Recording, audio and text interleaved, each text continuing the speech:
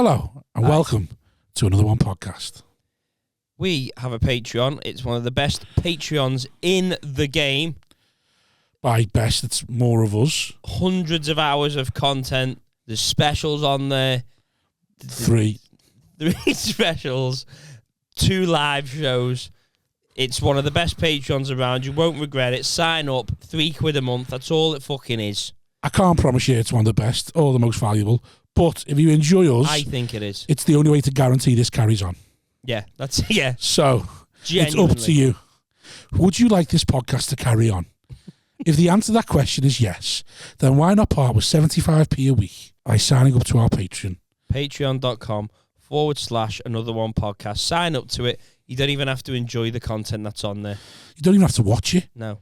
Just sign up. 75p a week, yeah, so that you get your public episode every week, guaranteed. Because if it drops below a certain level, it will stop.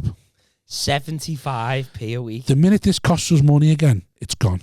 Yeah, and it's barely even.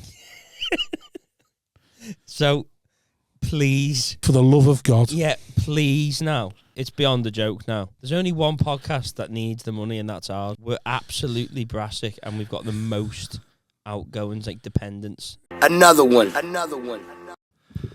Hello everyone, welcome to episode 133 4 of Another One podcast with me, Simon Wozniak, co-host, brother from another mother, brother in arms, Rob Thomas. Hello, sorry. Hello, and with us again, second time, always solo. No, everyone's too scared to be on with him because he's too handsome. Yeah. The delicious John sexy. Lynn. You say that to all the boys. I know, maybe don't. Stop it, no, I'm not being outshone by him, no. I'm not doing it. Yeah, no. We can't get a guest ever when you're on. Can't get another guest because we normally go fresh 2 from, guests. Fresh from Have a Word. Fresh from Have a Word. There you go, he's doing the rounds. Tried to get John Meager on with you. Who? John Meager. John Meager. Irish I don't act. know either. John Meager. I don't think he said that he had a good night out with you last time he was with you. Oh, I know exactly who you're right, talking okay, about. Yeah. John. He's at the Meagan. Oh, I thought it was Meager. ER at the end.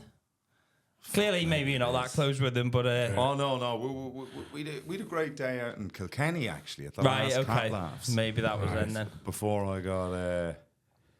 That's invite only, isn't it? It is, yeah. Yeah, that's one.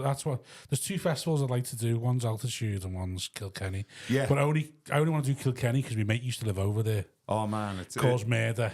I want to go back and see what murder he caused while he was over there. Right, I want to go and meet his ex-partner and stuff like that. and be like, come on, tell me about him. My best mate it is. He used to live in Kilkenny and they hate tarmackers. And his brother still lives over there, and his sister's moved over there. But when he was over there, met a girl, and then they had a big fallout, caused murder in the village. Right, they all hated him, the English bastard and all that. So like, I want to go over there now just to be like, go meet his brother for a pint. Just like, right, tell me who he's upset. Strut about town and say. Just tell me who's upset. Let's see if we can cause more murder. Basically. I thought you were going over to fix it. No. You just want to go over. Make it worse, yeah. The fire's about to go out. The embers are there. Rob wants to pour a load of petrol over it and watch it burn again. Restart the trouble. So have you just done it? Did you do the Kilkenny one? No, I didn't do it this year. You should tell us you've got kibosh this year. Yeah. Oh, really? Actually, because, well, one of the things I'm getting is don't do any social media.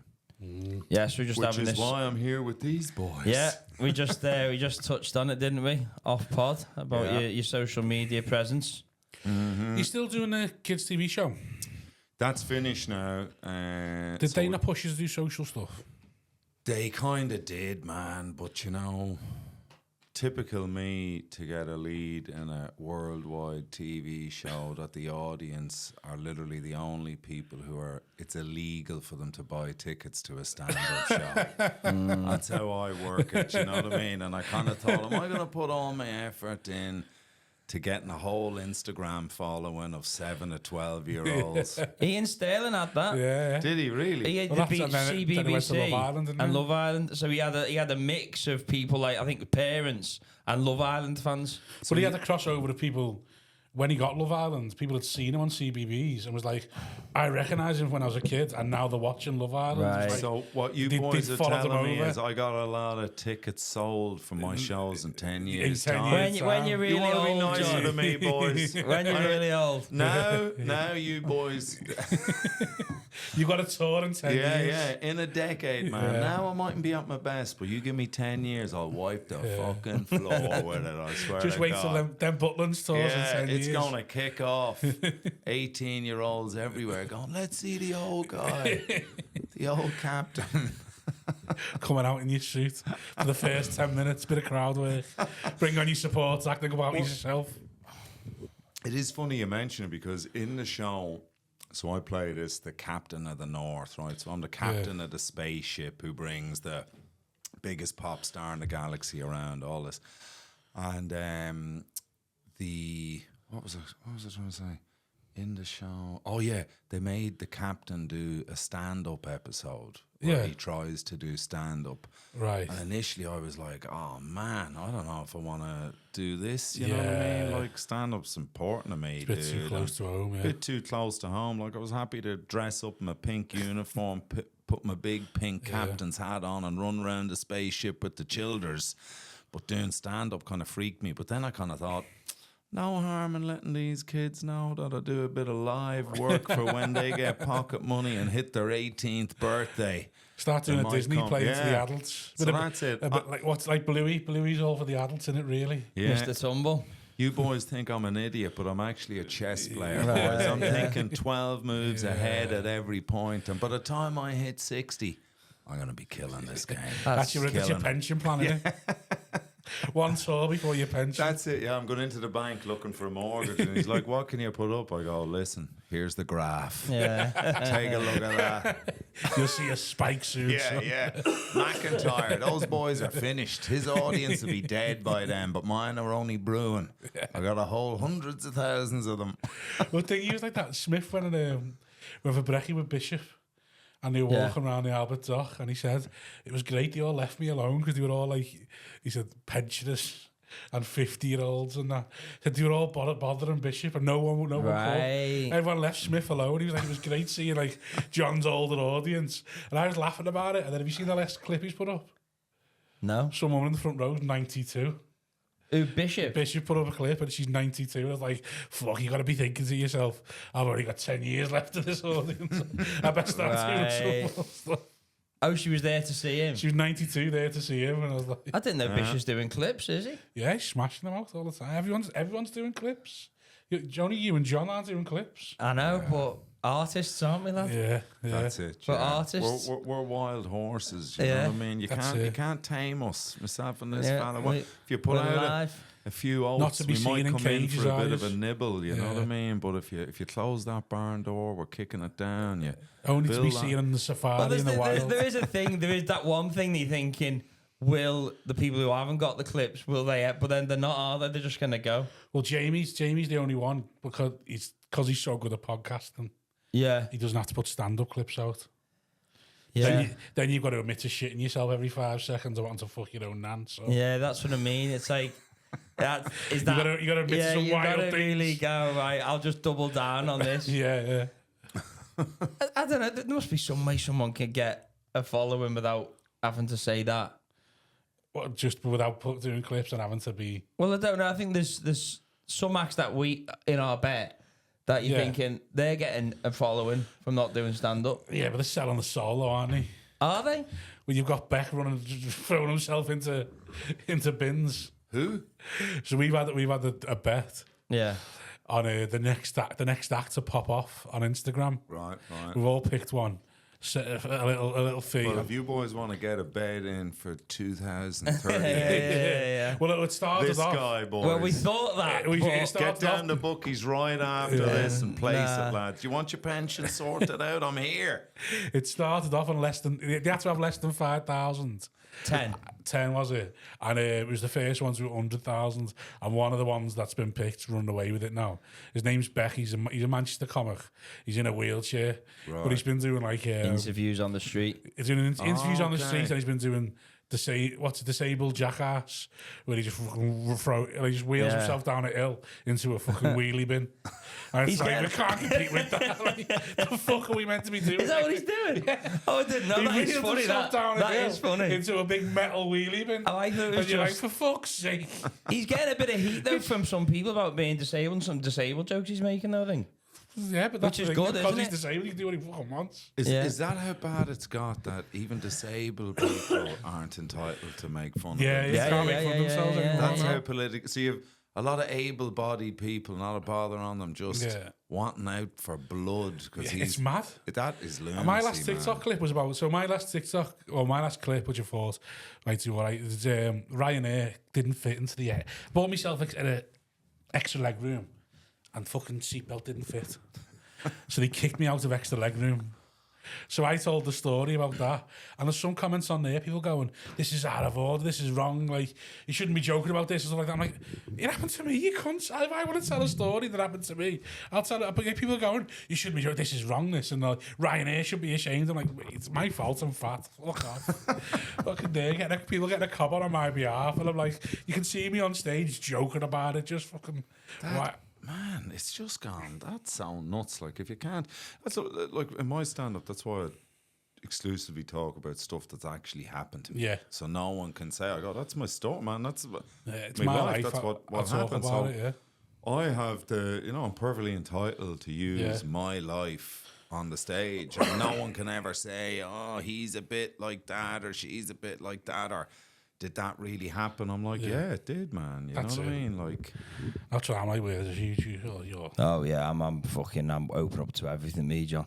yeah. I'm He's been banned by his own agent for doing this material. I can't really see. I want to. No, I can't. We can't see each other, can we? I can't see. It's the weird, story? this setup. Like, You set that side up. yeah, because I couldn't. Yeah, maybe I should sit over that side. Or if you just swap them round, you'd be able to see. No, it wouldn't. Okay. Do you reckon? Yeah. I'll swap them now then. Right, what happened, John? What happened, John? Is he went, no, not like that. Like, you take his one, he takes your one, and then it's a thin slice. Then you can see each other. It's the same thing again. What happened, John? He's been away on holiday for a week. Right, he's come back. I've changed the setup. It's worked perfectly well while he's been away, but he's not happy about it whatsoever. No. So he's constantly telling me it's wrong. So what am I meant to do here now? Just you take his. Right. He takes yours, and then it stays in the corner, and then now you can lean across and see him, and he can lean across and see you. Now you move like that. So there you go. It's the other side. His needs to be on the outside. Yours needs to be on the inside. Okay, now. There we go. There we go. This is why There you go. Look at this. Because Yeah.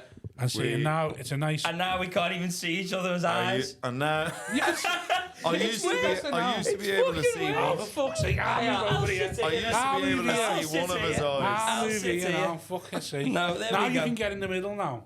What? Now No, you can this get in the is... middle. And you can see him then, for fuck's sake. Clip this, John. Boys, can we just try and get along, please? We can clip this now. None of this on our word, was there? Fully professional setup. Still struggling, but slightly better, isn't it? What are we talking about? Oh, yeah, the fact that, I'm finished, me. You have beautiful I don't really eyes. know. You've got a beautiful face. Thank you. His own agent banned him from doing his stuff. Oh, really? No, I've been told certain rooms that I think now. Mm-hmm. I've got a set that I can do where I can get through it, but I've got bits that you have to just put in an hour, I reckon, or when they're there to see you. Right. I think sometimes some bits I've got could trigger potentially. So that's where I'm at now. So I need to have a set that I go, well, that seems pretty non-triggering that. Right. Yeah. And it does fine, but that's why I need to try and get an audience. Right. Yeah. Because sometimes I'm thinking like, oh god. Yeah. Well, it does. It makes some difference. Like me and another act big act, I won't name him, but we were just thinking like, oh fucking hell.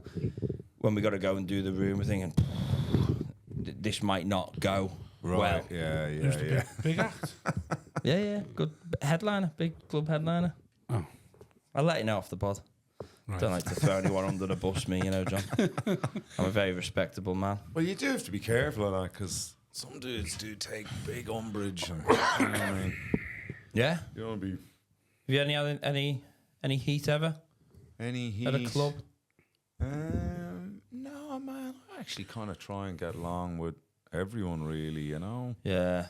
Because, man, I'm kind of like, if you fall out with, because I fell out with people in my 20s because I was fiery then. I'm old now, but then I was like, if I thought anybody dissed me or fucked me about or whatever, I was pretty like, well, that's the end of that. Never talking to that person ever again, and that's the way I went with it. And I'd be in a room and people would be I'd just ignore them, like, you know. Then I kind of worked out, Jesus, I'm the one who's suffering from all of this. You know what I mean? This is like, now I'd walk into a bar and there's some prick have fallen out with over there, and it's awkward and weird, and one of us has got to leave, and I kind of decided, oh man, unless somebody really does me wrong, I'm just going to play at that. We're all, you know. You learn as you're old just to fucking step back. I still fucking... And we're all just treading water, man, like, you know what I mean? I didn't... Did you see the Dane Baptiste thing lately? Oh, yeah. Man, that... I hung out a bit with Dan. Lovely. I put my foot in there. Yeah. Well, I just put my foot in because, like, someone put on Facebook, and, like... And if to me, I was like, oh, here's the start of another fucking witch hunt. Now, everyone at this pod's probably seen what he said and stuff, and it wasn't great. But someone put on about, like, we need to be doing something about this, and I was a bit like, hold on, is anyone going to stop and go, what's pushed him to that level, to where he's done that? And I was arguing with someone and thinking to myself, why am I doing this? Why am I like? I'm obviously getting. I'm there thinking I'm trying to stop a witch hunt, but at the same time, I'm like, all it looks like now is that I'm supporting someone who's fucking threatening to kill someone. And it's like now I look like I'm fully on board with fucking threatening someone, and they're calling them anti-Semitic, and I'm like, oh, you know what? I'm just gonna delete me comments and fucking step away. I shouldn't have got involved in the first. And all it was just because I was just thinking to myself, yeah, he shouldn't have said that, but. And I'm always thinking to myself, but if I felt threatened, I'd come out swinging as well, sort of things. But like you say, it's one of them. You going, why have I got involved in this? Why have I even said anything? Even when everybody, like, the reason I never wanted to do social media, and I can't stand social media, man, if I didn't do this job, I wouldn't have any of it. I think it's poison. I'd have Instagram. I think that'd be it. Oh, but man, even the Instagram, like, from my time in LA, you know, I see some of the people's stuff who I hung out with in LA, and it looks as if they're living the life and everything's great. And then I'm talking to them and they're like a step away from the platform and throwing themselves in front of the train. Their lives are... I'm like, everybody's bullshitting everybody on here and everybody's obsessed. And even in LA, man, you go out with people. Like, you go out for dinner with people and everyone's just on their phone sorting out their socials. People who've no connection to, you know, obviously some of them would be models or entrepreneurs or business, you know what I mean, who are trying to sell something, and I get that because I despise it, and now I'm going to start doing it and clipping up and doing like this, more of this, because if you don't do this, I think you're dead in the water, you're dead, you know, like even, like I'm finding it, I got a festival that I won't name that we mentioned earlier. Like, I was pretty much told, you're bang on for this. But then the sponsors kiboshed it and went, no, who's this guy with fucking 1,000 Instagram followers? And his last post was at the Galway festival because it was gigging with Rich Hall and Andy Askins and dudes I've known years, whatever, and Simon Evans, who I think's class, whatever. So that was October, I think, 18 months ago was my last post. So I got, like, the sponsor went, no, we don't want him. And the people who run the festival go, look, we know him years, he's banging, he's really, we have him in these, we're going to get, and I can host or close or whatever. And they were like, look, we vouch for him. And they went, we don't give a shit what he does on stage. We want reach to sell our products. That's why we're sponsoring this festival. So get rid of him. And I got the boot, you know. So that's why I'm here with you boys. But we were saying that before, though, weren't we? Like, the idea that you go, sometimes you tot up what you're making from your track and you're going, actually, this is why I need to. That's when it hits you in the face about you need to do the socials, innit? When you look at what you used to do for a living and then you're doing it 10, 15 years later and you're going, oh, there's for not, you go for free. So this is what am I doing? I think that's when it hits when you go, I need to do online. Well, is when you actually look at what you're going, oh no. Yeah, Like, this is for nothing now. Yeah. Well, yours was when we come. For you, it was the full-time job and the stand-up getting too much. You're like, I need to find a way of earning more money. For me, it was having a kid and being like, well, how do I get to the next fucking level of earning? Sort of thing, because I don't want to be having a kid and just earning this my whole life. And then without being on the road all the time. But the cost of living's gone up as well. Cost of everything's going up. Yeah. And also, it's getting more difficult to... Well, I don't know. Promoters are wanting to book the people who have got the followings, aren't they? Like you say for your one, so they go... It makes their job easy, doesn't it? That's right. That's what I mean. So there's certain promoters now that chase, like Jamie, for example. Yeah. And he's going, I'm tired, I'd rather do my own thing. Yeah. But they're chasing him for that because they're thinking that's an easy sell. Bang him on the poster, that's 150 gone. Yeah, totally. And I get that, man. And look, it's like Walsh has been giving out shit to me for ages, Sean, because he's like, oh, man, unless you start doing this, you're dead in the water. Is there anyone you could support? Because that's a good one. It's funny, man. I actually, even, because I was saying it to Sean, but man, I go way back with Sean. Like, but Sean's got Curb Axe probably doing it, hasn't he? Because we need to build them. Man, you know, whatever. Sean was like, he doesn't want to be in the road with some. He wants to be the boss. You know what I mean? When he's on it, he doesn't want to be on with a mate because he'd get all. For example, eating in a restaurant, he's like, I want to pick where we eat. I don't want to be like, where do you want to eat, John? You know, and I totally get that, man. And I did all the support shit in Ireland years ago and kind of don't want to be doing it. But then Chris Kent was doing a lot of Frankie Boyles and he's flown, you know. But all that support stuff's different because the support used to be you go, you support them, and then maybe down the line you do. Now support is you go and supporting them, and not in the idea of taking their followers, we're not taking it off them. But like, so I've been doing support for Troy Hawk, and it's like, did Newcastle, 2,000 people. Now I do a weekend gig, I'm made up to get 10 to 30 followers made up. Yeah. I'm doing Newcastle with Troy, coming away with 200 plus followers at a time. Really? So like, he's just done Jamie's tour and gone from 3,500 to 7,500. Like, followers. With a Have a Word in the mix there, which skewed the figures. But like, with what? The Have a Word appearance was in the middle of that as well. Yeah, okay, so that skewed it a bit more. So it's gone higher than the tour would have gone. It's gone from me being well more, but not double you, but a fair bit about more than you, to you overtaking me from doing so many of Jamie's tours, sort of thing. And like, so now the tours, it's not much. You're not seeing them as supporting, or like you're seeing them now as like, I'm building my fan base off their fan base. Yeah, because I think maybe with someone who's been going as long as you, is maybe it's a bit of an ego thing that if you're supporting someone who's been going half the time, you might be thinking, fucking hell, what am I doing support? Like, I think it's especially with the word support, like you say, there's a thing probably from 10 years ago where you're thinking, oh, I should be I'm past that now. Whereas now we're seeing supporters getting us off the circuit. Really? Like, you the next step off the circuit, support, and then from support to I think it used to be, you'd start off, you do support, a bit of circuit sort of thing, and then whatever your other stuff. Whereas now it's, you're doing the circuit, then you're doing supports, and then you're doing sort of like the supports that step off the circuit now. Yeah, especially because the circuit fees have gone so, compared to what they use, like because they're so stagnant.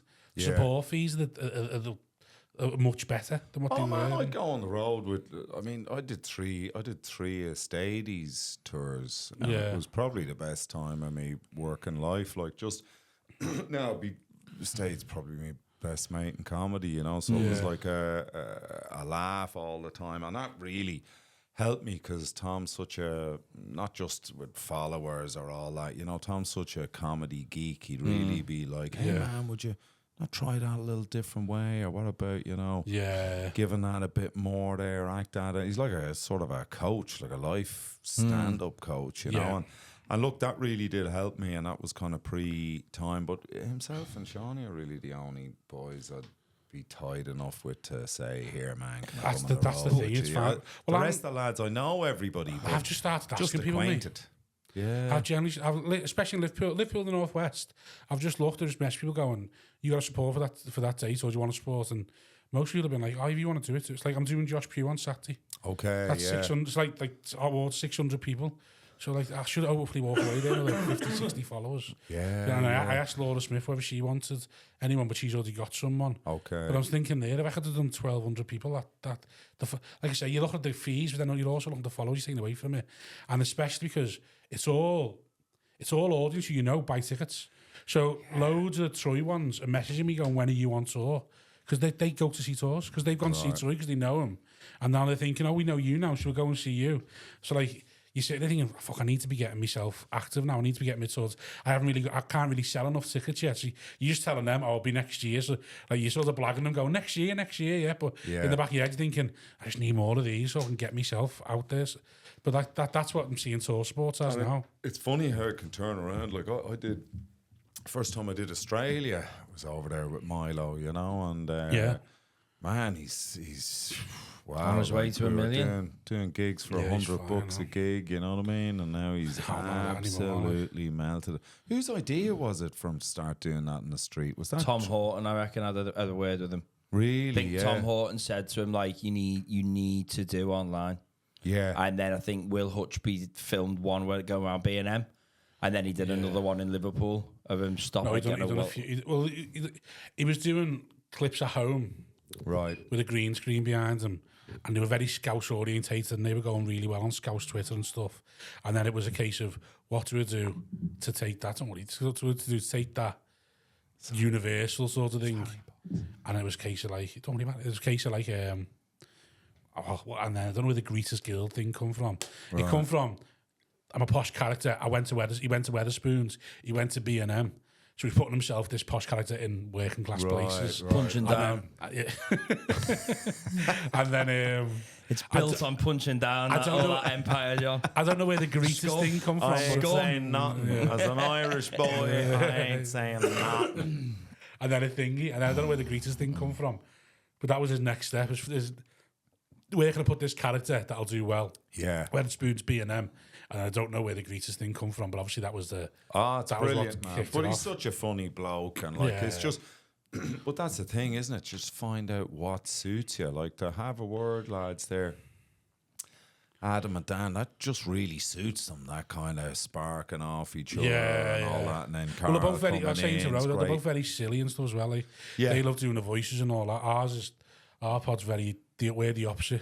We're like fucking too depressed. Whatever it is, man. Like it's just about finding what kind of works for you, you know. Like, I think it's understanding your character in it and getting that out there, like, and understanding what's gonna kind of, you know, like Adam being a scout, like Scousers, like Irish people, were tribal, man. You know what I mean? It's the same as like, how did Conor McGregor go from nothing to be absolutely massive? Because he mobilised. Now, he isn't as popular in Ireland anymore with sort of some of the shit he's been pulling. But at the time, man, like, even dudes I knew, anyone at I've grew up with a lot of lads wrestling, grappling, boxing, you know, all that kind of.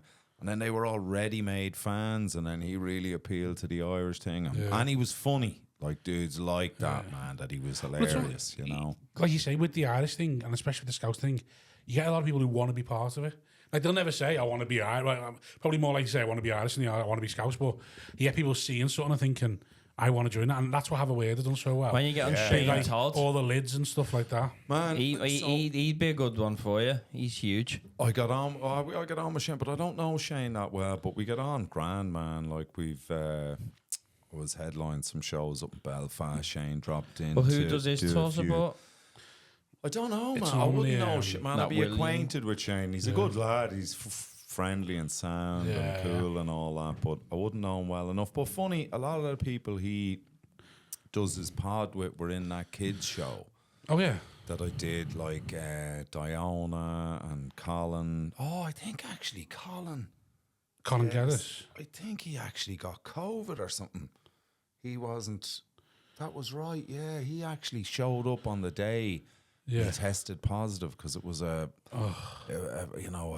should they call it? A controlled biosphere, or whatever. You weren't allowed on set. Like, everyone coming on from outside the group had to test. And I think that was right. Yeah, to get someone else in. You know, I think they actually got Paul Tylak, who's a brilliant actor, great comic too. But he was more kind of acting stuff. But anyway, They were all doing that, and they're massive in Northern Ireland. Like, they're probably huge everywhere now. But I mean, I was in Belfast for that time, and I know they're like obviously it's different what they are in Ireland, but they over here they sell out as well. Like, yeah, selling I've hot actually waters and got on stuff. to Shane, man. You still can. I was kind of like, well, I'm talking with two lads. I don't want to go on about this with we're thinking of doing our own podcast in Australia. Two non-Australian blokes who are living there.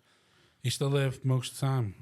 Man, it's kind of 6 months there, 6 months here, you know. It's maybe like 5 months here, 7 there, you know, because... But that was the thing. I met my missus and she was like, are you one of these weird dudes who's going to be, you know, single in his 60s still swiping, you know? Let me get my teeth in. Don't knock it, John. Don't knock it. Don't you stand there trying to slag that off. You know you want that. You just don't think you can cope. We all want to be single at 60 swiping, John.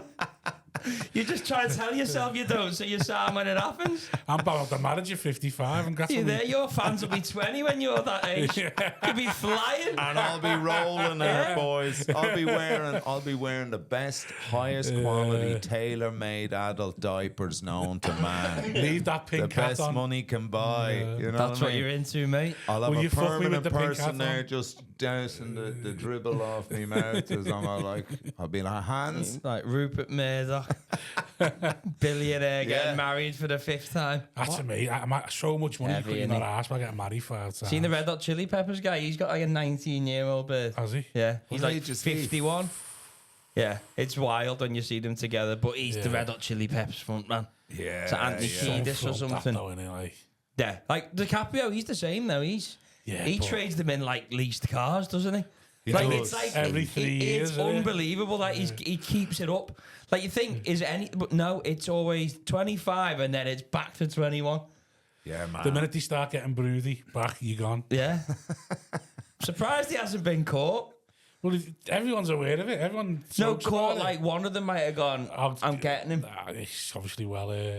He's obviously got a good team around him. Yeah, it's funny. Good management team there. Yeah. After just waiting after everyone. But it's now he's got through that bit of people judging him now. So they go like, it is what he does, and it's fine. It's now an eccentricity. He got through the heat of people going, this isn't right, and then he just went, no, I'm just going to keep going, and they've gone, that's what he does now. Leave him. It's legal. People are questioning it, thinking they're too young because he's getting into his late 40s now, isn't he? He's 50 is he 50 now? I think so. And he keeps trading them back. He might not be. Just a conveyor belt of supermodels, though, isn't it?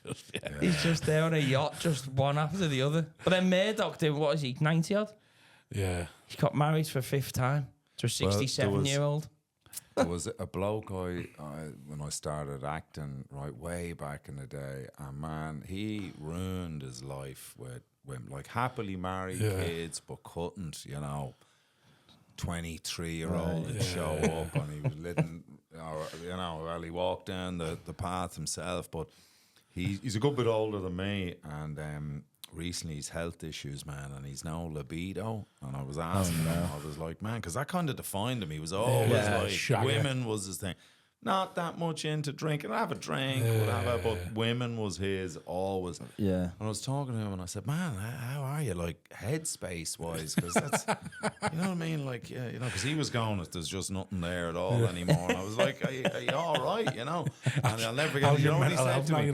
He said to me, mate, he said, Leonard, it's the best thing that ever happened to me. Yeah. I feel like I've been unchained from a lunatic. Yeah. I do think there is something to that of getting to an age where you go, it's gone now. Yeah. It's gone. It's off my back. It's over. Oh, man. But then I think that's when you get angry and grumpy. Yeah. I think that's when you become an angry man who doesn't care. I've seen some granddads, like 70-year-olds that are just rude. Yeah. Just rude. And anyone, could be anyone. The most famous bit, they'll fuck him. Yeah. Do you know what I mean? They're just rude cunts. Because I think they're not horny anymore. So they've gone, I'm going to replace it with being angry. Yeah. And I think that's what they love doing. Yeah, the darkness has to come out. Yeah, they go, be somewhere like through me willy, it'll be me mouth. Exactly, yeah. Fuck the lot of yous. maybe that's what, the calm, nice granddads, maybe that's what they were, those shaggers back in the day. Who were thinking, I've done it now, I've lived that life, I'm fine. Angry though, and everyone's angry. People like me and you who had birds for too long and gone, I didn't fucking do enough. Yeah. I didn't do enough shagging. I do think... I've got But man, it's also like that whole thing even, right? So my ex was an amazing girl, English lass, like she was absolutely class, but she needed, me being away all the time really impacted her, man. Like it really, but she was too good a lass to finish it for that. Right. But it was killing her, man. And then when I met my lass, because when I met my lass, she was dating another fella, and I was, newly single, kind of getting back amongst it. And dating another fella or with another fella? Dating another fella, right? That must be hard. Well, that's just the game, innit? Oh, listen, man, but what I'm saying is... Who's your new mate with the lovely Irish accent and wavy black hair? Well, when I was talking to her, like, because we were... The point I'm saying is we were mates kind of at the start. Not a questionable age gap either. No. All above board. All above board. Okay. Leo... Half your age plus Leo 7. would lock me out of the friendship. Right, yeah. Leo would be like, you can't have these... What you driving that banger these for? women... That R-Edge micro. Don't leave it in the driveway. You're ruining me rep. Are you trying to run that into the ground, or like, what's going on? Yeah. But when I met my missus, right, what really attracted me, A, she was hilarious, B, self-sufficient, but C, man, her long-term ex worked in the mines. And we were talking, and I was saying, oh, my ex, we kind of, I'm in a way all the time, blah, blah, blah. And she was like, man, I don't want to be with someone who's not away a lot. She was like, I got used to it. He'd be here, 3 months on, 3 months off. And she said, I got so used to that. She said, I can't go back to somebody being there every evening. She said, I actually just can't get my head around it. And I was like, well, here's your man. Yeah. And then the funny thing is, and this is why I bring it up, when I was going off to do the kids show, and then I wanted to do the circuit for a couple of months to keep me foot in while I was here. So I was going away for the guts of 8 months. Now she's coming over to see me in the middle, whatever, but still, I'm gone from the house for 8 months. And when the Uber came to bring me to the airport, I'm like looking around going, where is she, man? I'm leaving. Is the Uber here? And I look up and she's in the bedroom window and she literally goes like this, I have to take this. I turned away and I was like, this bitch don't give a fuck about me. He's leaving. He's about to go. And I'm in the taxi from the previous relationship going, I can't handle the upset when I'm going away, to then I'm in the taxi going, she doesn't give a fuck. You know what I mean? So I'm going, no matter who you're with or what the circumstances are, something's going to be all of this shit. You know what I mean? There's always something always a 25, 30% element to shitness, no matter what it is. And it might be a different element You'd of shitness. argue maybe more than 25. Listen, I'm not week saying... to week, I'd say a good 90% of Oh, shit. no doubt my missus won't listen to this, but just in case, 25, maybe 22. She's such a fabulous. Oh, my babe stopped following me on Perfect, Instagram John. now. That's the charm of you, isn't it? My babe doesn't even follow me on Instagram now. She's sick of hearing the shit. Oh, is she? Oh, really? She's blocked She's you. unfollowed me on Instagram. Says, I see enough of this fucker in the flesh. I'm close to blocking mine. I hate the way she comments on my stories. She's like, oh, what have you done now? I think, oh, fuck off, would you? Oh, no, Stop fucking watching it. About 3 months ago, when I put some stuff out and she was like, do you have to talk about that? And I'm like, do you want us to be skint or not? Like, we can be skint, or I can talk about what I talk about. And she's like, I'm just not going to follow you, fuck it. And I was like, it's probably better for the both of us, yeah.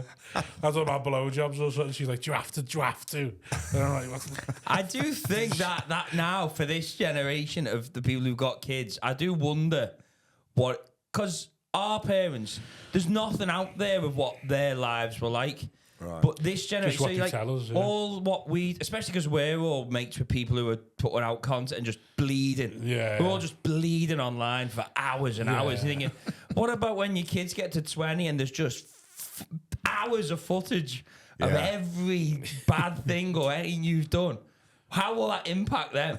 And I'm always like, you know what? I don't really want this. Yeah. In my head, I just assume that it's people get bored of the internet. That's what I think. Not the internet itself, it's gonna but the way it blow is. up. Yeah, I think it's the other way. I think it's the other way. So what we're doing now, our kids won't really see because they'll be on something else. It's going to blow up. Because it goes. It's the same way. What was it? There used to be 4 or 5 channels, and then like Sky and that come out, and there's 1,000 channels, and then streaming come out, and then that got rid of Sky, and now streaming's come out, and then all the streaming's gone, fuck, where this isn't sustainable. Let's all join together, and it's going back to be 4 or 5 channels. Well, I reckon what might like happen Netflix is getting bought over by someone else, and we'll all apparently it's gonna become be so like involved with technology that it'll be by the by. There'll be bigger things you go and like, oh, it's going to change. There'll be like, there'll be robots. Yeah. Yeah, The robots. That's the what I robots think. are going to kill us all. That's what I boys. think. They're going to kill Hopefully. us all. They are. Well, the one bits that are the Spotify Discover Weekly. Do Yeah. you like that? That's the only What's thing. That's the only algorithm I like. I 'cause don't. Basically, it follows tunes you like. So Yeah. I love Yeah, stuff. yeah. Nearly everything I like has bass, right? I Yeah. don't know why. I just lead Your with the voice, bass. that's why. Maybe. Who knows? You I sing just, along to it. Yeah. It's the only note I can. Yeah, even in the shower. Can you sing? Absolutely not, man. Good. And I'm the glad about that. Because if you could, I'd hate you even. dude, the hilarious, even in that kids show, right? And Yeah. everyone in the show sings, but David, me sidekick, he did Oliver on the West End, man, like musical theatre. His voice is broken, so he's not as good as he was. But obviously, then Molly, who's the lead, who's now the lass in EastEnders, she's killing it online too, man. She's like a couple of 100,000 followers at this point, but. A class girl, absolutely lovely. And then Grace, the young lass, her father's a musician. So anyway, they were all really musical.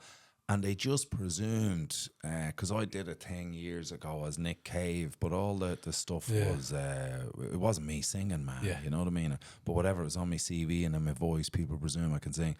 And they said to me, okay, so John, this is going to be your song. And I was like, here, lads, you should have met, I can't sing a note, like I'm awful. And I said, I've tried, man, because I did a literary thing and I met Clive James, you know, do you remember him from Another my name. childhood, man. He did all these TV shows, Aussie bloke. Anyway, man, he's an academic writer sort of dude too, but he's got this great voice. And when I did this festival, he's like, man, go for singing lessons. He said it really protects your voice, you know what I mean? I do a fair few voiceovers and stuff, so he was like, that'll really keep it going for you. And I went for a last singing lesson. Then I went, man, I love music and I want to protect my voice. Maybe maybe it's train I'll be able to sing. And the last, I paid her for 10 lessons because you got a deal. And after the end of the second one, she refunded me the other 8 and said it would be immoral to keep my money. That's how bad of a singer I am, right? Really? No Just shit, dude. She's telling me about how broke she is and how much she needs the money. Then she's giving it back in shame. Well, that's why, isn't it? Going, I can't take this piece of shit's money. He has zero talent. I couldn't even bear listening to it anymore. So during the show, they went, "Oh, we'd like everyone to do a song," and I was like, "Listen, man, I'm a team player. Like, I'll give it a lash, but I'm telling you, you're wasting it because they've got to get a studio. They're getting these pop guys in. They're getting in, and they went, "Don't worry about it. We're going to have a proper singer in the next booth, and she's going to sing it." And feed it through to you in another booth. So all you have to do is replicate her tone. Yeah. We're running it through auto tune, and the music on that show, they were tops. The people who did the music, and I was like, listen, I hear what you're saying, but this ain't gonna work. But I'll go through it because I didn't want to look like I was being an asshole. Just going, no, I'm not fucking doing it.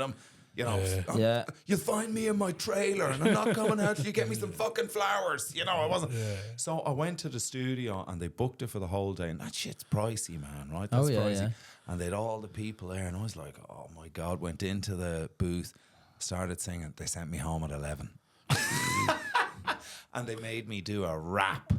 In a month. A rap. It's on Spotify, man. It's on Spotify. You can find it there. One that you made up yourself or that they wrote for you? No, they wrote it for me, but they were like, listen, can you rap? Because you're not rapping, you're not singing, you're just talking. I was like, I'll probably be able to do that. Are you a bit annoyed at these now that you've told them this isn't good and they've made you do it? You go, I told you. Nah, man, they kind of had to see just how bad it was to know I wasn't being a dick. I was like, listen, I'm just being honest with you. If someone says to you, I can't, you're going to go, we're both sitting here now going, just fucking, that's how bad. Just show us how bad. Like, I wouldn't make you do it, but that's... No, I'm not if making I'm a him do producer, that. I'm thinking... Just how fucking bad is he there? Oh mate, it's horrendous because even when I was... But your voice is quite musical. Man, If you just spoke slowly, and then you go, Just do Johnny Cash head. If I I lift cut it myself below this today. register, it sounds like a cat been beaten to death with a club. It's horrendous, man. Like, even I had to listen back to it to realise how bad it was. if you had to sing a karaoke song, what would you go for? Oh, mate, this is even the thing. So when I finished the Australian festival, there was a big party for all the acts. And do you guys know Nikki Wilkinson? Yeah. Yes. She's class, man, class girl. She's out there in Australia now, but it was her. I think it kind of aligned with her birthday, or there was something about it anyway. And everyone was karaoke, and she said, "John, will you do it?" And I was like, I've said this. No, I can't sing a note." And she went, "Oh, listen, everyone's getting involved." And I went, "All right." And I got up, and when I got off, she was like, "Jesus, you weren't joking. That's the worst thing I've ever heard." So and I was like, "I told you. I keep telling you people." What song was it? I do want to hear it now. Like, it's gone on too long. I can't actually remember. I do remember auditioning for musical theatre, and I used to sing Johnny Cash songs. Well, that's what I mean. Because that's the only Surely thing. Johnny Cash, like Hurt or something like that, you'd be able to pull off. Yeah, I can do It's do pretty that, much but it's talking, just innit? really, you know, I cut myself today. You know, it's just Like, really that was like good, go on. growling. Nah, man, Yeah, but he's not that was singing, is he? He's not but singing. Set me up, you No, boys. no, Set no, me no. up. I We wouldn't do need it the to you. clip. I can Honestly, smash I Josh, wouldn't trap. do it to if you. I you wouldn't sing do it badly, to you. I feel you'll like get a I reel wouldn't and do you'll it to smash it. Think of the followers. I feel like I'm in one of those westerns where I'm just like, it's too quiet. It's a Mexican standoff. You know what I mean? There's something. We in love the a air. sing song on this pod. Yeah. We love do- a sing song. We do sing on the pod a lot. A few lads can sing. A few. 'Cause- He's got a bad voice. yeah, really. He's got an alright, he can hold a tune. Okay. Only amateurish, not like nothing Go on. professional. I'll just Have a little go. have a little go. Go on, sing a song. I'm not sure I'll start singing. Sing Piano Normally Man. comes I've up just natural. noticed this. You Yeah. really went to town on the. I think we're probably the only graphic podcast designer, that had a didn't you? relaunch, and it's worse than what we had before with the That's relaunch. like, that is the laziest shit Yeah. I've That's ever on seen, brand, boys. That's you couldn't have even chat GD or G. We Chat actually, we GPT. will just obviously he's clearly changed it from the singing now, so we'll move Yeah. on from the singing and go on to the sign. Yeah, the sign's no use, It's but very I'm much on fighting for my brand. life it's, here, it's on boys. brand. Yeah, It's guard on up at all brand is what times, it is. protect yourself at all times. Good clean pod. Weave. We had a guest on yesterday who had the same about his Oh, age, I was- pressed him on his age, Right, and when he right. started stand up, so we sort of got to his age in the end. Okay. But he You had have his to dance guard up, around it didn't for he? a while, like, yeah. I think you got to have your Have guard you up on heard about my podcasts. 30th birthday coming up? Yeah. Guard up at all times, John. Yeah, no, the sign we did have great plans, didn't we? For the We studio, but were it's going to sort get a of neon gone. sign, but then We had a few we put that up and then catastrophic hits with the production of the show. Oh, really? Yeah, we had a few hiccups, so it's sort of stalled a bit, hasn't it? I quite like the sign. right. though, I like to say, I think Oh, it's, man, very, it it's actually- very on brand. Yeah, Yeah. well, and I don't think anyone else. is. Avant-garde, some might describe Like you it said, as you got to John. think about what you got to think about what you wear yesterday, and we've got to go another way. Well, We've got this to go is a it, different yeah. route. Oh man, the boys have some setup over there. Yeah. Like they've really killed Well, it. exactly, we've got to go the opposite way now. You got to go as low You- quality as possible. Even when it's killing, you guys Yeah. gotta Got a low stick to the- status. yeah, Well, we yeah, did- yeah. we did That's our thing. in That's the our in- brand. we That's did what one in the people like. We interim. never forgot our We, roots. Yeah, we that's did in the it. interim record in a church office, Oh yeah, which yeah. people loved. A church It office. did a was church very office, on yeah. brand. People kept coming in just to be nosy. Okay. Like just Yeah. church patrons are coming in to see what we were up to. We're like, you're all right, and they just go, yeah, and then leave again. And how did you find this place? Oh, as we were saying, It's we've my we've, auntie's we've, side. we've It's your stolen the auntie's, is it, equipment of a right? dying man to Yeah. continue this podcast. We're in the box room, Yeah. of my auntie's business, and It's Yeah. with equipment stolen off a dying It's, minister. it's Yeah. an ill wind that doesn't blow someone some fortune, and I feel very bad for him. But you got a load of gear, boys. Hopefully, yeah.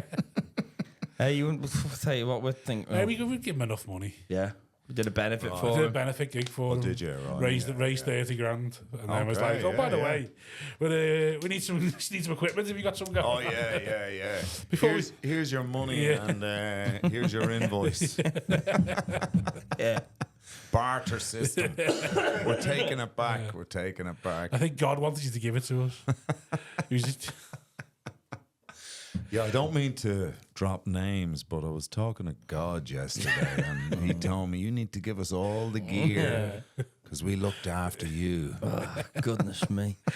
You just go outside your church, now you'll see a burning bush. And if you don't give us the gear, you'll see a burning church. Oh, God. Saying that we could have retired without it. Was it on the podcast we were saying it or not? When we were saying that you can retire from this game without no one ever knowing. Yeah, it was yesterday. Yeah. So you got bought up as well. Yeah. That's what you asked, because he was like, Just about people announcing their retirement on Facebook from stand-up. Find it quite amusing. Like, just because don't these put are people gigs that in. will never get a gig anyway. Yeah. I love it. I think it's great. You get that big long paragraph based on a beg for a middle spot. That's what it is. That's why I never go on Facebook. The only time I look at Facebook is if people message me. right. Otherwise, I just can't look at it. And I see people like... You're not on the Putting up- forum. What's the form? Oh, the gigs. No, man. I See, tend if to, you're on 'cause- that, you might have got yourself more money this weekend. Made it a bit more worthwhile. Well, no, the funny thing was that gig we were talking about earlier. I Yeah. thought about that, but then I didn't realise the gig I'm doing tonight was changed around. I went, Yeah. those timings don't work. And then I'd Yeah. already booked the flight, and then I was going, well, all I'm doing now is just killing myself. Open mic. Yeah, for next to nothing. So I was like, What do you But no, I'm more, man, I'll click on there occasionally if I need gigs. It's not like but the whole people moan and stuff, and like even people putting up, I watched this movie and I didn't. This whole diatribe of bollocks about like, I'm going, why am I? And I'm going, you sat down to do this. Yeah, man. What the fuck are you doing with your life? That you were in the evening going, do you know what I really got to do? I got to make time to type this shit up. And man, it's funny, even some lads' Facebook thing. I've even guys I really, really like. I see the shit they put up there. And I'm like, I don't know if I want to hang with that dude as much. What the Are you fuck on is about... that? Because I think people. on Instagram, you do have to put these heartfelt messages up. And it is sickening. But it does work. And it's like, Gets a lot of interaction. Like. it's hard though, because I tend to Yeah, but always drop in a joke because I just can't. He's more something about the bring moaning. myself. You're on about I know you're on about sentimental ones. You're on about the moaning, just going like, "Oh, I can't believe Keir Starmer's doing anything." And what are you typing that for? To 700 people who who's don't that give a for, shit yeah. about you. Yeah, And yeah. the only of them 700, about 16 are going to see it because no, you can't Or see even everyone. the ones they've arrived in and gone, I, tried to get a train ticket earlier today, and the lady in the desk was so rude for me. God damn you, Avanti Rail. I'm like looking, going, oh my word, Who gives a man. fuck, yeah. Like, I'd get it if you had serious clout on there, and you're like, I want to do these. I wouldn't be into that shit myself because I still think it's a bit pathetic looking, but I'd kind of get that. But as you say, when you're banging it up to your 500 followers, I'm like, mental. who makes time for this shit? Like, I can't even be bothered to do it, and I'm dying without doing it. And these people are, it's nuts to me. It's just... It's the game though. So what you need to do is you need to type up a big thing when you go and have a word, post it and say, this is unbelievable, and you need to type all that up, and the likes will come in and all that. Really, man? Yeah, you got to be sincere, and it's part of the game. And it's like, don't do that then if you think that's sickening, but go work for free for 4 weeks. Well, the funny thing is, man, that would work for me because I really do. I know that When it is right, I used to crash with the boys when they were out in Chester, when they were living, when it was Danny Mackers. Yeah. The two boys, that attic room. I love the two boys. Like Nightingale has been class to me. When I first got to the UK, I gigged with Dan, and he pretty much, man, rung around northern promoters and went, here, there's this Irish bloke, new guy, whatever. He got me tons of it, just out of just being sound. You know what I mean? About being like, and even like when Dan moved out of there and he was living with Laura in Leeds. Yeah. Used to go and crash them, hang out with them. So I'd have no problem because I am genuinely over the moon for the lads. Like, I think it's absolutely banging. And even like how, like Nightingale was underrated, and I'd be looking at him going, this guy's fucking amazing. Like, he's killing every time I see him, he's killing. And so anyway, I would be really sincere about that because it is class what they've done, and I am thrilled for them. And you know, I remember Make sure you Adam bang too. up a post then. Yeah, bang up yeah. post, and but then- I ain't and then do banging the same up with hot other water. shit with some dude I can't stand. What you need, like you two pricks. I'm just. Oh, don't give a fuck. I'm just about us. gonna put. Look, I was We in couldn't town, give a fuck. and I needed That's some. literally what the caption's going to be I anyway. needed some cheap lot. printing done. Yeah. And John I was a believe hot- Rob's aunt Yeah, has, John a, was a has a hot hook author. up there. So this was all about me. Yeah, that's fine. Well, I mean, I won't share the fucking podcast you on anyway. Don't even share our own stuff. Yeah. I'll spell your name wrong as well. Yeah. when I say it. I'll just be like, listen, I'd had a few drinks the night before. I didn't want to pay full whack for bottled water. I knew the boys would have some. Yeah. Don't listen. The caption would probably be sound shite. Sorry. Yeah. I just wanted to get it out there that I can't sing. Yeah. That's all this was. So then, so how long you here for? So I've been here now. It's kind of coming up. I'll be leaving at the end of July, and that's 5 months. So when you're back in Oz, you're working then? Yeah. Where you Well, working? So all over the place. So when I go back, I'm at home for a week, and then I got to go to Perth. Right. I'm doing a great comedy club there. The Comedy Lounge is absolutely banging, and it's great too. The owners, Johnny and Jane, have put in this. I mean, man, they really they love it. Like, man, if every club owner was like these heads, like, because the cameras are class. It's all set up in there, and that's another one because I'm genuinely just collecting stuff to clip because. Truth be told, guys in LA said they'd invest in a special because they saw me working there, and I'd a banging one. And then, man, I went to meet them, and they were like, "What the fuck is going on with your internet?" They were like, "Dude, we can't invest in this if you need the algorithm." And these guys are business dudes. They want to make. They want to make though, cash if out they've of it. seen you smash a gig, say we really want to put a special up for you, and they've just completely gone not with 1,000 or whatever. Well, you in got to think fairness, they're man, thinking. what I know, they've- yeah. If we're putting the money up, you've got to work both ways. You got to give something. Oh, they want a return, Because man. they're thinking is the minimum you can do is keep your own socials up.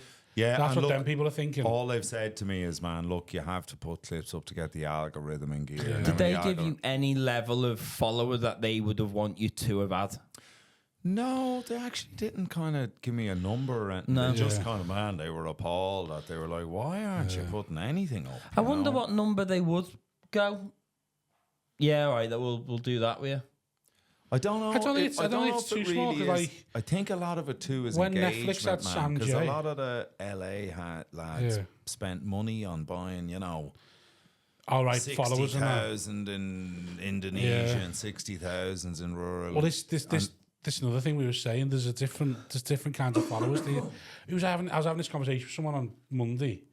I talking about the different kind of followers you can have. Like you can have someone who's got 100,000 followers, but then he couldn't match Jamie Hutchinson for ticket sales, and he's got 50 now, but I love that he only guy, had 30 at the time. Yeah. But his ticket sellers are 1 to 2. He, like every other person buys a ticket for him, whereas you have someone with 100,000 followers and they're lucky to sell 10,000 tickets because the people who actually buy tickets to go and see them are so few compared to the followers are. And it's the same with like Smith's got 500,000 now. Was he getting close to a million? Getting close to a million. And this next tour is going to be This next tour is going to be 500,000 tickets. Him and Milo neck and neck for $1 million. Milo, yeah. His next tour is going to be 500,000. But two of the soundest blokes in the gate, like you know what I mean? Like that is, you always hate it when it's an absolute prick. Yeah. That does, man, and I try not to. I'm trying to do that Buddhist shit of it's something to do with me. But then I'm looking and I'm going, you're a fucking wanker and you're creaming it. Whereas Smithy and Milo are just bang on. But do I remember Smithy back, little geeky? Yeah. I knew it was gonna. I knew he'd be dressing the way he was dressing when I knew it. Oh, he's always going to be gypsy to win the lottery. Like that's like he was only ever going to be that. Yeah, but when he used to turn up in their fucking Converse with the scuffed jeans With and the all that, I thought Marvel t-shirt. I was waiting because I used to monitor his wealth thing. Did you? So as he was getting big and the clips were flying and the German one flew, and then he'd wear tighter jeans, and I go, yes, now he's wearing this, and then I'd be like, right, the next one's the whip, and that right now he's got the Merc, and then I was just monitoring his change. Just all the way through, because I knew it would change. What's he got in a Lambo or something? Now it's a McLaren. Yeah, you can have that one on. Thanks, bro. He's got He's selling the McLaren. selling the McLaren now, yeah. But He's getting rid of just his I'd be Mono. interested in it, but haven't a opinion. just I'd be honest, interested innit? I don't looking even at it, own a yeah. car. I have a bicycle. Yeah. No shit. Don't You have a even- license though. You I have a can license. drive. I got my license on my 18th birthday, the day of my 18th. And it was brilliant because nearly in Ireland, like you always fail the first time. That's Right. kind of the Moneymaker. thing. So I went, well, I'll schedule my first failure in because you can't do your test till you turn 18. Yeah. So I had the test on the day, and I'm spinning around or whatever, and I made 2 mistakes, whatever and we pulled in, and the guy says to me, "All right, there you go, you've passed." And I said, "I passed." And he said, "You wouldn't believe the Muppets I've had today. I've had to fail every single one of them. You were shit too, but you were the least shit of all of them. So there you go." That's how I got my license. See the good old days, innit? I was like, sound. Yeah. You know, and then everyone's, "You must be a great driver." It's like, oh, obviously. It is so funny, that. It's in the, you know what I mean? It's I in the remember bones. when I went to do my test, the driver instructor was like, "Right, we're going to Southport to do it." I was like, "Why?" He's like, "Wider roads. There's wider roads. They got wider parking bays, so we're going to do your test in Southport." Really? I was like, "Yeah." He's like, "If you can, book Friday morning." I was like, "Why Friday morning?" He said, "Because Friday morning they pass everyone. There's actually more paperwork in a pass than there is a fail. So Yeah. they fail everyone Friday afternoon so they can get off. So you go and do Really? Friday morning, they get the passes out the way, and then they fail everyone Friday afternoon." I was like really? He's like, yeah. So he told me the best time to pass.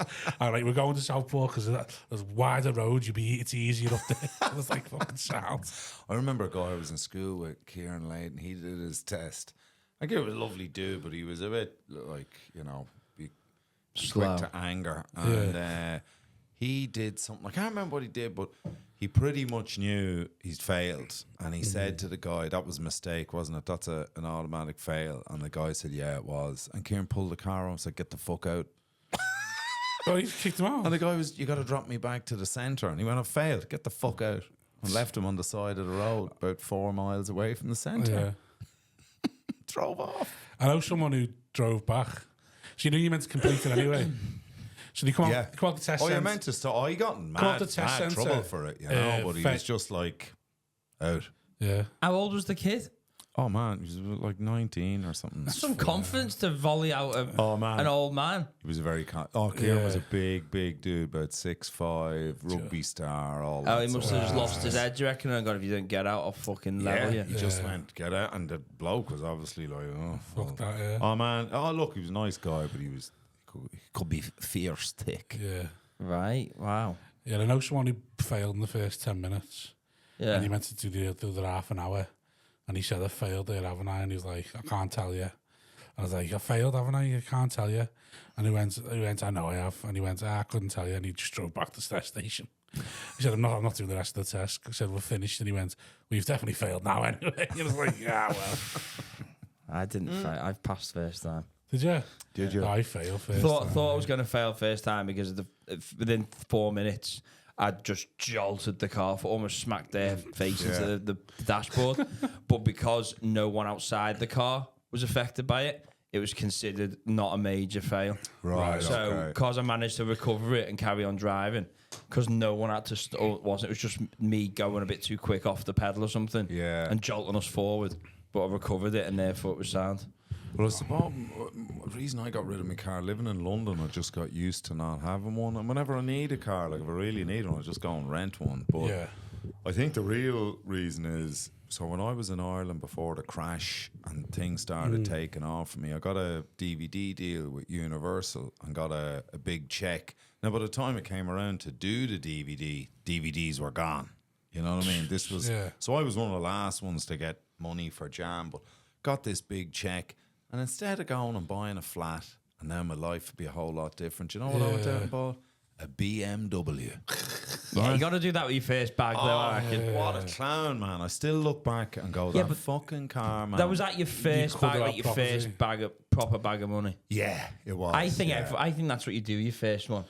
You do blow it because you think, yeah, why not? Oh, and also, I was like, I get this check for this, and when I do the DVD, I get a little load, like 3 times this. So I thought I was sorted. I was like, I'll buy a flat when I get that lump of money, you know what I mean? Now I'll get that. So I bought the car, right? Now, look, I drove it for about 6 years, but then the crash came in Ireland in 2007, and no one wanted cars like that because it was it was a fortune to tax it, which I didn't give a shit about at the time because I was earning good cash, and it was a tax write-off. But now everything's bollocks, and I'm moving to the UK, moved out of my flat in Dublin, and I dropped the car down, and I spent a fortune on that car. And then I was told, because it's so much, the tax is only worth about $3,000. And I left it in my parents, and I said, look, I'm going to London, going to set up, and I said, I'm going to come back then, flog that car. And I said, look, I'm a little bit short. I said, Dad, could you lend me $1,000? And I said, look, there's $3,000 in the driveway, so I'm not doing you wrong. The money's there. As soon as I come back, I'll flog that, give you one, and I'll take two. So I head to London, and then Stady immediately offers me, because we were mates from before, like he used to stay with me when he was in Dublin and all that, and he was like, oh, you've moved here, dude. Do you want to come on the road with me? You want to do the tour? So suddenly I thought I'd be settling in and doing open spots and, you know what I mean? Like plenty of time to go home, flog the car. Next month I'm on the road with Tom and doing the circuit, getting in with the clubs and all that. So I suddenly went from doing nothing to be really busy. So my dad's ringing me going, here, when you come back to sell this car? Gets to 4 weeks, gets to 6 weeks, gets to 8 weeks. And I was like, oh, Dad, look, things are taking off here. Look, the money, I'm not doing you wrong. The money's there. You give me time to come back and sell it. My dad says, look, this is being pissed me off, son. You know, you owe me that money. And anyway, I got Dubai. That was it. I promised I was going to be home. And then the store went, oh, someone's pulled out of Dubai. And it was Stade and Pierre Hollins, two of the best lads. And man, Dubai then, that run, the Laugh Factory, was a banger then, you know, tax-free, all that business. Maybe shouldn't have said that, but and so I disappeared doing that. And my dad went, he was like, what's going on here? And a neighbour was walking by the whole time, and he knocked in on the door and said, here, I noticed that car sitting there. Are you selling that car? It's been there for about 3 months now. And my dad said, you know what? The fellow who owns that car owes me $1,000. Come round here with $1,000, you can take it. So my dad rings me and he says, son, do you want the good news or the bad news? And I said, well, what's the good news? You don't owe me a cent, son. We're clear, we're square. I said, what's the bad news? Your car's gone. I said, what'd you get for it? He says, I got what you owed me, $1,000. I said, Dad, that car was worth $3,000. You've just done me out of $2,000. My dad says, son, it's a good lesson for you. Never leave assets lying around people to whom you owe money. Hung up the phone. That was it. Did he do that with $2,000 like that? Yeah. Oh man, he was. You don't fuck with Big Ol. That's what I learned. Even after all these years. How long were you away? How long was that? 3 months. Is that it? The car was every 3 months. Now he was like, that's enough. Yeah. Oh, because if I'd have sent him the money, he won't. But he was like, this boy made a promise to me. Yeah. He ain't fulfilled it.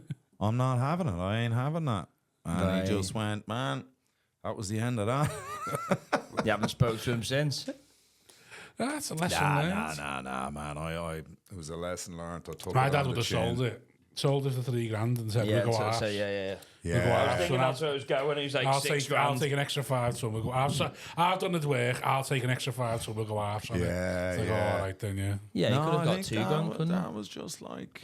Oh, listen, man, my dad's very generous. Like, he's class, you know. He'd do anything for you, but you don't fuck with him. You don't give him your word and then not follow through. Is he a hard case?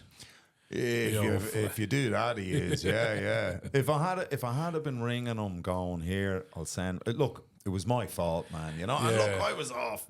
I was on the road with Stade and newly getting into the clubs. Yeah, he knew you partying. You were not giving a fuck. That's what it was. Newly single, man. I didn't give a fuck about going back, getting the ferry back to. This is when I was terrified of flying too. So I was getting the ferry back and forth. Yeah, I got it in my head. I just got like I had to nip it in the bud, you know, like. But how'd you get over it? Just fucking tell yourself stop being a fanny, or just get hypnotised, or what? I did, man. I did a course where they go on about the plane and what's happening on the plane, and all this. So you understand. So you understand what's happening, and you look at the stewardesses, and they know what's going on, and so I kind of worked it, and then also researched it and realized, man, if that plane you don't die on impact. You're long gone. You're long either dead or unconscious before it hits the ground. And and I kind of got it in my head. I went, fuck it. So did you ever have a bad experience flying? Yeah, we hit it. You know what happened there recently on the Turbulence one. Singapore Airlines Yeah, flight? yeah. That happened on a flight that was in Thailand. So Not to the same extent, but the stewardess hit the roof, man. She flew like something out of the So fucking were you Exorcist. terrified of flying before you'd ever flown, or you were flying, bad experience, and then you got terrified of it? Yeah. I was, man, no problem at all until that happened. And now even when I'm on a flight, man, I have to get up and stretch a bit because obviously I'm flying back. Now, a lot of the time when I'm going back to Australia, I'll go by LA. So now that's a monster flight, 2 monster flights. You know, you're looking at like 11 and a half to get to LA and then another 14, 15 to get to the east coast of Australia. But you're breaking it up. Yeah. Whereas then, you know, you're going through the Middle East, it's like 7.5 hours, then 14, 15 hours, you know. So you have to kind of get up and move a little bit. But when I get up, I'm like literally waiting for the fucking, like, you think I'm on a military, and then I'm back in and strapped in. Because when I saw that, like, I don't know whether that steward broke her neck or what, you know, because there wasn't. Right. Well, Mick Ferry said he was flying to Australia this year, and he went through turbulence, and people were like crying and like thinking, "This is it, like this is ending." Because he said it was that bad. He put a Facebook status and it was just that horrific. Yeah, I don't know. Oh, it is, and when you experience it once, now, but I've even, never like, had it. The Touch thing, even wood. with turbulence, what I've looked into, man, turbulence, if you're strapped in, you're gonna be all right. If you ain't, you might hit the roof. Something might hit you. You know, like if you. Is it that bad? Oh, it can be. Yeah, it can be. Have you ever had it? No. So like you prop up, the plane is just going mad. I've had it with playing rocks loads. I've never had it where it drops. Well, That's how you hit the ceiling. The plane drops. Yeah, but even at that, man, that's unlikely. So you get weightlessness for a bit, like. Well, more so you just grab it. You're just gonna fly up. You know, you're flying up, aren't you? So people say who are sleeping, you know, if the flight isn't full and they get the 3 seats, if they don't have the belt on and you hit that, they're going skywards. You know what I mean? Something out of a fucking weird Jedi. You know, like I think it'd be fascinating to be on, like, thinking it's the end, like that bad at it. It's like, I'm fine with flying because I've just accepted that. Yeah, I might die and I'm just all right with it. That's why I feel like. But I've never been for anything like that. So. Yeah. When I was doing the Perth Festival, and I should have, Askins told me to, but man, I hate that shit of suing people and all that. But the landlord of the flat, man, thought there was only 2 people, or 3 people, whatever, the bedrooms downstairs. So he turned off the electricity for upstairs. And I don't know whether it was the promoter trying to do him over or whatever the fuck. But the first night I got in there, man, I'm sleeping up there and there's no lights on. And I tried the bathroom's downstairs, and I took a tumble down the stairs because I'm walking around the fucking pitch black and really damaged myself, man. My face went through the banisters, like proper smashed, and my face was smashed up. My back, my coccyx still in bits. Like I have to bring a pillow around everywhere. Me like fucking hemorrhoids or something. This was like not this one, last year. And I smashed bits of me, broke bits of me tooth. That's going to ultimately cost me about. Where's your eye torch? Should I have your eye torch out? My eye torch, yeah. Oh man, I didn't know. Who turns off the fucking? You know what I mean? Who goes? From the they might board. walk upstairs and leave a light on because they're here for 5 weeks. Who fucking does that? That's fucking mental, isn't it? I will take the piss in a hotel. Like, but anyway, leave the lights on, let it run. Fuck it. Oh yeah, have that shower on for 12 hours. I love leaving aircon on 24 hours. Just putting some shit on the Airbnb in sheets. Spain. They're like, make sure the aircon's only on when you're in. You're like, yeah. That's never going off that way. But what I mean by it is, you're more likely to bust yourself. And man, I could have snapped my neck, or like I took a proper tumble. Like I'm still in bits from it a year later. And that was walking down the stairs. So you can die doing any goddamn thing. You know what I mean? Flying, walking down the stairs. Like fucking those stairs could kill you. You know what I mean? You can die from eating getting a bit of steak in your gullet and not being able to. No fear of death, me. Like, my brother-in-law's good mate was out for a steak and it got caught in his windpipe and he nearly died. So you can die from any goddamn thing. But I just had to work that out in my head about flying. I had to go rational and go, look, I could die driving down Yeah. to fucking. I could Yeah. die. So You know the what I mean? And course- once you kind of got over that, then you were Yeah. like, man, there's nothing I can control. And So what on the course they just teach you how the plane works and just try and reassure you that way so you have an understanding? yeah, and you also go through. Look, How long does it take? turbulence, while being very uncomfortable and scary as shit and all of that, it's not. The plane's still safe. You know, you're more likely to get injured from being thrown about the place Right. And than the plane's going to crash. yeah. Even a lot of the time, planes can be struck by lightning. In all probability, reckon- that's not going to bring the plane Do you down. reckon? No, Once, surely once they've I knew prepared all for of that. that, then I was Isn't it 80 planes or 90 planes a year get hit by lightning? something like that. Yeah. Yeah, I'm sure they've worked that out though, haven't they? Yeah. If that's going to happen. But like, so on that, how long does the course take? Oh, this was a good 10 years ago. I think I had to do 3 different sittings. Right. But I did the Uber one, man. You can do one. It's just a day. Yeah. You know. I can't imagine. How long And was then you- I did all sorts of shit. Like that's why I was skydiving and Yeah, you've I've tried skydived, yeah. to skydive. man, that was to try and break the fear Of dying. And man, you know when people go face your fears. Fuck that, man. It made it worse. Yeah, It made it no. worse because, like, so when I do the skydiving routine, I don't at the end of it, right? So that skydive was kind of like celebs in Ireland were doing it, right? So we all got Yeah. it for free or whatever. And man, I really was like freaked out by the whole experience, and I was kind of embarrassed at how terrified I was with the guy. That's what the whole story's about, and I wouldn't let go of the thing and all that. So the bloke said to me, and I got on well with him, man. He was a cool dude, the guy at the place. He rung me 2 weeks later doing the same thing as part of it. Was raising money for some charity. I can't remember what it was. And he rung me and he said, look, the lass from the morning AM presenter can't make it. She's sick, or her kid is sick or something. And he said, so there's a free spot going if you want to do it again. And he said, now you know what's happened and you won't be as terrified, because I was hyperventilating and everything. I was up at the, like on the you know, like, and I said, yeah, cool, man, cool. So I spun out there in the morning. You'd be done by you know, you still get to do your gigs that night. So I went out. And what I don't say in the routine, because it goes on too long, is he spun me around before we got out the plane. So he strapped into me and he turned me around and dropped us out backwards the second time. And you see how quickly that plane goes from where you're at to being a dinky.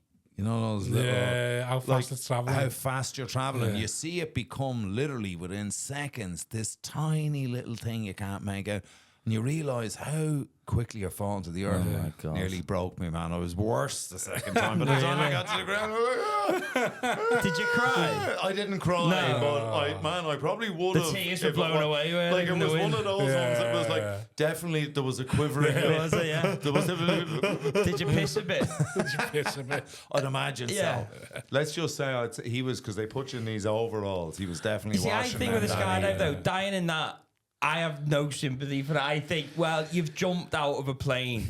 Whereas if it was a plane crash, I go, that is unlucky, that. Right, But yeah, dying yeah. on a skydive, I just think I'd love it's fuck you. You're like, I'm responsible for this. Have you had the time? Have you had enough yeah. time to go and jump out of a plane 10,000 I'd foot? love to skydive, mate. Oh man, I don't know. It's brilliant. I'm too I will fat, say aye. the buzz, the natural high you're on after it for the rest of the day is amazing. You really do feel like it's hard to describe how you feel this kind of real sense of calm joy. Yeah. It's a really serene but like elevated experience. Like you're thinking everything real clear and you're in great form. The adrenaline from it kind of doesn't crash as quickly as adrenaline from being terrified or nervous. You know, before a gig, you get that adrenaline. It's not that kind of adrenaline. So I'd recommend anyone to do it, but I'll never fucking do it again after that. No, man. It's 16 stone. There's a weight limit on it. I don't You can know, do man. you can do I don't 18 in know. Australia. No, check. I've tried really? to, yeah. Really? It's that's one of the jokes in me Ryanair thing. I'm too fat to fly. I said I tried to skydive once and I was too fat to fall. there's a weight limit on gravity. What's the speed that you're going down at then? Did they tell you? Oh, I've no doubt he did, but I can't remember. I can't remember. See, I'd do it if I had to. I could say in one word. If it's quick. Right. Real But quick. I think, though, because it's so high up and so out of body, you'd be like, what even is this speed? It's just a lot of wind. Yeah. I'd be like, this is too high to actually experience what this is. It's so out of this world. Can't believe you're moaning about a skydive you don't even been on.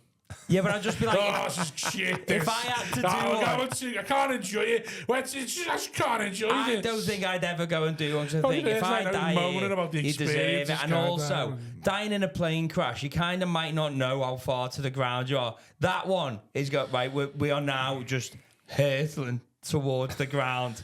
Like, fuck me. Like, a plane crash hits the fire, my face is melted off. Whereas in that is just. Do you think I think you black out, wouldn't you? You black out, obviously. No, you're dead before you hit the ground. Yeah. Not if you're doing a skydive, because there's a video online. Oh, no. Yeah, but is he the 1 in a million though? Or? Dude, it's this. Normally you're dead before you hit the ground, I aren't you? regret I ever watched it, right? A mate of mine sent it to me because of the skydiving routine. And what it is this guy, who is it? I think he's an instructor, like a very experienced skydiver. I can't remember whether he was an instructor or just an enthusiast, but I believe he'd done like multiple jumps, many You got to do jumps. tempo to do solo ones, haven't you?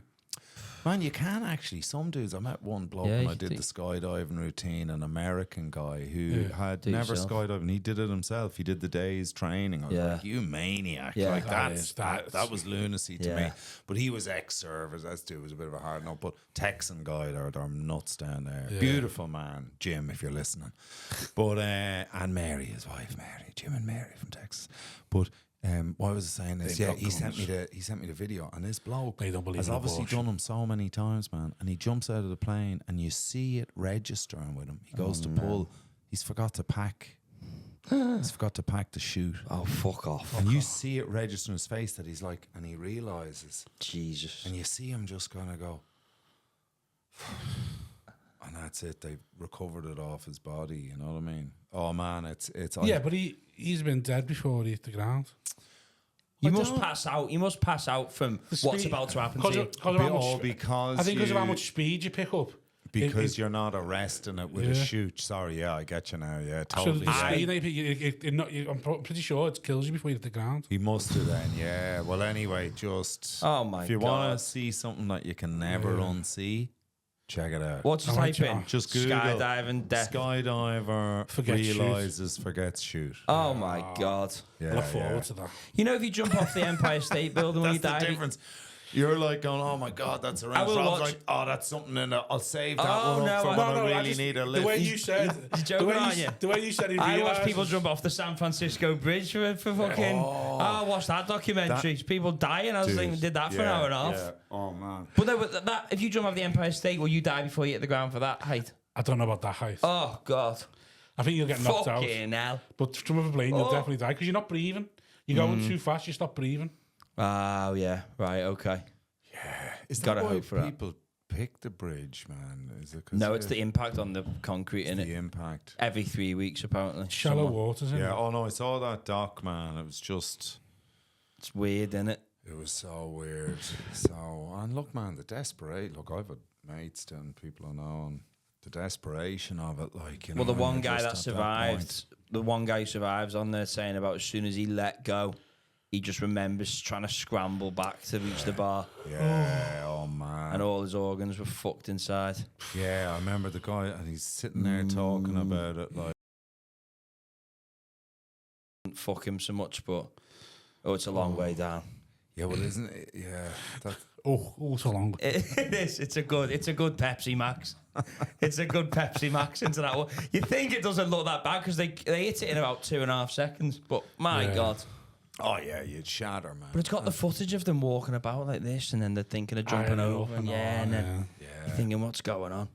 Oh, So man, you did- but so- isn't that the? I don't know whether it's bullshit or not, but they used to say the Parisian cops, when they'd pull bodies out of the Seine, they'd always know who died who committed suicide as a result of debt, or who committed suicide as a result of love, because Right. the ones who threw themselves in because they were spurned by a lover always had marks on their hands of trying to scramble to get the fuck out of there. Whereas the ones who went in over crippling deaths just sank straight to the bottom. I don't know whether that's bullshit, but that was a big thing you hear in Paris. Pull them out of where? Out of the Seine, the river that goes through the middle of Paris. Right. So where would they get the hand? So it's just a river. So the hands would be scrambled from trying to scramble up the bank to try and survive. You know what I mean? So the ones who jump in for love would hit the water and then go, "Fuck this! How what am big's I the doing?" bridge? How big's and the try and jump? get out. Whereas the ones who are going, "Man, I'm going to be hounded by deaders for the rest of my life," just went straight to the bottom. I'll have to look into that. How deep's the river? It's probably more how quick it is once you're in. Once Right. you're not coming out. Yeah, it's also the coldness, you know. I'll tell you most I told you about the terrifying witness scene, didn't I? Terrifying About what? the woman who jumps under the ice. Yeah. Oh, What was that? But again, though, that's fucking stupid. There's a video of like somewhere in America or maybe in Russia. The lake is iced, but there's a current going under it, and apparently there's this little ritual like to be reborn or something. And she jumps in this little. They cut out this little square block, and at night she jumps in and jumps out. But then she just jumps in, and this current just scoots her under the ice, and her kids are there. Her kids are screaming. Her husband jumps in, he can't find it, and he just has to get out, and she's just gone. It's a horrible video. Didn't know there's a current there. It's a horrible video. But see that? I don't want to watch that. Well, my mates used to. I don't want to watch that. The reason I want to watch the one you're on about is because I like the expression you pulled where he's like he resigns himself. Like, all right, Yeah. The idea of resigning yourself. I But do you quite reckon like. he might have wanted? It Probably was like something romantic suicide. about going. Maybe it was a suicide. It's like when you watch it. And he tried to cover it up. Look at you, Yeah. the darkness. Maybe in it was this a fella. suicide. Holy It's like shit. Yeah. I smell Yeah. of that. You're into conspiracy theories. I'm just saying. We've never You've got been to on the explore moon. all options. I love it in a gangster Who film where you forgets to like. shoot on the first go? Well, that's actually like. Well, it's not his first go. Wasn't it? It was his first go. He I think learned to there's do a it. French film about that. 3 Colours Faking Blue or an something. accident, but it was actually a suicide. Well, the 2 boys wanted to die, but they didn't want to shame their families, so they agreed to kill each other or something. Right. Yeah, I'm remembering that, yeah. Don't know why I'm bringing that up. Sorry, boys. How does a plane work anyway, then? How does a plane work? Yeah. We're going to spend our last 5 minutes finding out how we're playing with. Oh, man. I wanted to ask you about LA. How long ago was you there? Oh, I haven't been for a wee while now because my O1 has run out. So your O1 is your entertainment visa, you know, and I'm kind of working out, is it worth doing it again? Because it's a bit How of long a was you there wage. for? Oh, I was there, man, for like on and off for about 4 years, you know. And you just go over doing gigs and stuff and meeting Just go people? over, or do what? gigs, and like I was trying to more go for the acting stuff. And funny, man, I came close to some life change and stuff, but you just don't get it. And then the chewing gum starts losing its taste, you know. When you first arrive over there, And you're on and Skid you're Row. banging gigs, and you've got a bit of an acting CV, and you know, and you're. You know, you can chat to people. A lot of LA has been able to talk to people, you know, and everybody wants to see you. And I came close to a few big things, but then you don't actually get them. And then coming behind you, there's a load of fresh meat, and you start losing your allure a little bit, you know. But the other thing is then, you know, you're kind of plugged in a way too, so you can pop over and back. And even for me now, I know so many people there. I always have somewhere to stay, you know what I mean? And I know people who know what's coming up, and, you know, so you're kind of putting your name in. You got an there. agent out there? No, he's dropped me now because after COVID, so I got to get another one. He's gone through, man, COVID killed it, and then they had the rioters strike. And so the guy who was looking after me, he's got out of the business. Right. He's gone, fuck this, you know, because they weren't doing anything for... It's kind of like... We lost some lads after. Have you got to be over there to actually get something, or have you been over enough that you can not have to be there as much that you're known, or have you got to be there? Well, even what I kept hearing was I didn't have enough. So I've been in a lot of Irish films and TV and stuff, but not a lot other than that. And that's why I took that kids show, because that was BBC World Service. So that's playing in Australia and Canada and America and New Zealand and Ireland and England. And that kind of helps with the CV wise. So I'm closer to not having to be there, as you say, I've been up for stuff, you know. But you kind of do have to drop in and show. So I was planning on calling in on the way back this time, but it's a long story. It's kind of not going. It suits me to go back to Australia and just go straight from Australia. There's a lot of flights. So from what the have you East got to Coast do of when Australia you're there? to LA. So you do gigs. You're just doing gigs to try and get seen by producers. Mate, all gigs are over there really is showcasing yourself. And what is it if you- just for It's how not, you look, it's or not what like is it? here, like when you do, if you're doing a comedy store bill over there, there'll be like 15 acts. And people come in and go, they don't, it's not like a store in the West End of London where you got 5 acts. You got your MC, you got your first half with 2 bangers, your second half, 2 bangers, and an open spot in the middle. It ain't like that. They just have reams. And when you're MCing there, you get up and do your bit of MCing. The rest of your night is literally just walking on and going, next. But if you want to be an actor over there, what? Like, because Rick Carr went over, didn't he, recently? Did he? Rick Carr, I mean, he's an actor. He's been at Hollyoaks and all that, and he's done bits here. But like, he went over just, and I was like, "What are you going for?" He said, "Just to sort of see it and be here and meet people and all, and network." Yeah. But I don't really. What do you do? Just go to bars or something? No, there's no. There'll be meetings and that won't like set up. Or But how? Who? You kind of need like someone to introduce you to people, man. Nearly all the, and the socializing out there is all house parties. It's all big producers and writers and execs and all that will have like bashes in their house, and you need someone to kind of plug you in or bring you. And that's why I was lucky. A few of the Irish guys, like say even Colin Farrell. Well, yeah, man. You don't just message him.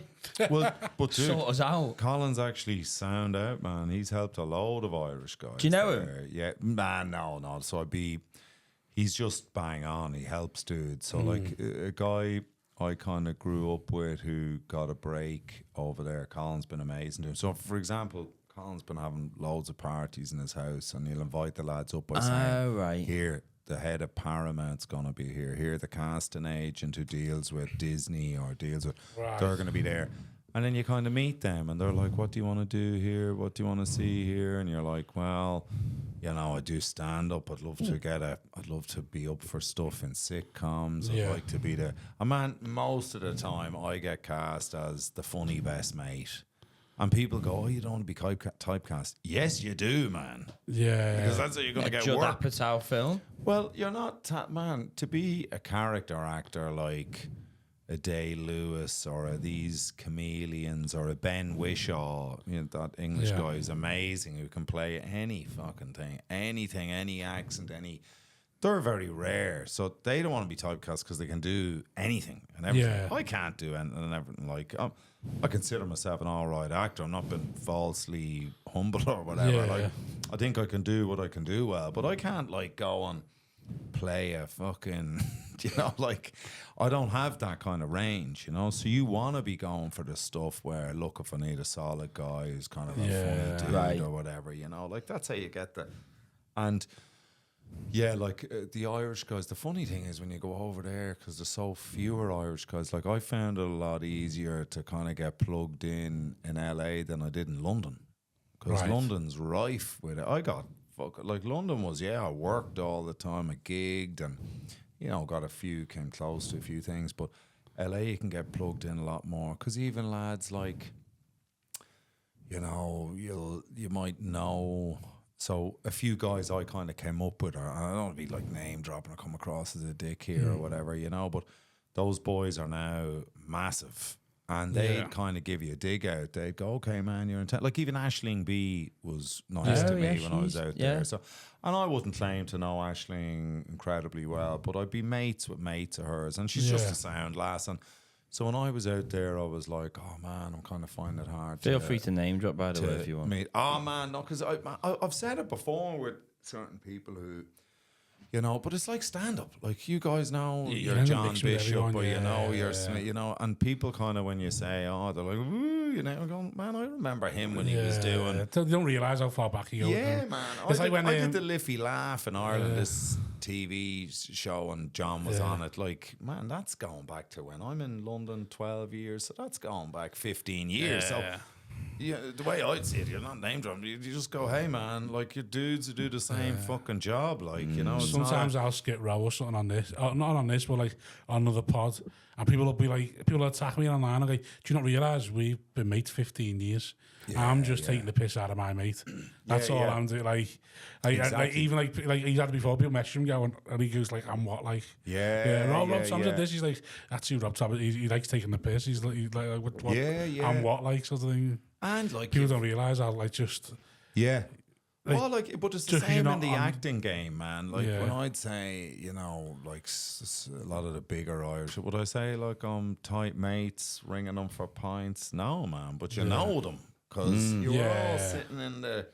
Like I remember auditioning for the Abbey Theatre, man, for Shakespeare, for what is it, A Comedy of Errors, right? Yeah. And I remember running up and down this hall because the director was an absolute arsehole, man, like a total fuck. This guy thought he was some sort of genius or whatever. So he brought us all in and we spent 5 days preparing our soliloquies, you know what I mean? I was hiring dudes to help me with the meter and rhyme, make sure I have it right and all that. And then we got into the audition and I was standing beside Donald Gleeson, who's like you know, he's massive now down with Star Wars and all that shit. And what's his name? Leach, who's in like Downtown Abbey. He's in the Freddie Mercury movies, like Freddie's dickhead. But he does all this sort of shit, man. And Adam Fergus, who actually is a good mate of mine. I've known him since I was 5. He's in loads. He's in Scandal, and he's in a Supernatural. He's like a vampire body or a demon hunter or some shit or whatever, man. But you know all these boys. It's the same as you were doing open spots with lads. But I wouldn't claim to like I haven't seen Donald in years or whatever. But he's a sound man who'd be like, "Hey man, how's it going? You're doing the same." But in this room, we ran up and down this fucking corridor because the guy wanted to listen to our footfall. This is what a dick this guy was.